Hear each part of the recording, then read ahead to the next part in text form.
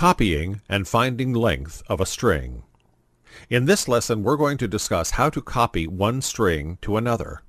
To perform this, we will use a function called strcpy, which represents the copy of string.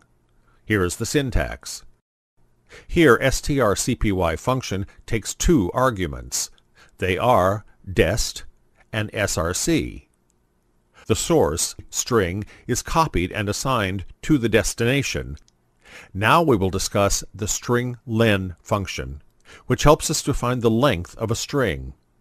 Here is the syntax for the strlen function. Here, string is a parameter that is passed to the function strlen.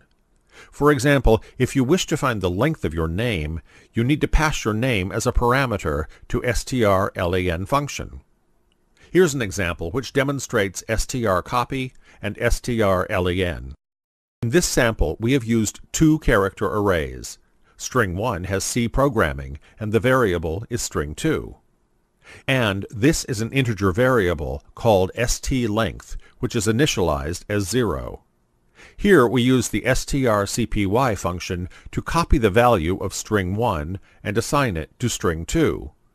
Once it is completed, variable string 2 holds the value of string 1.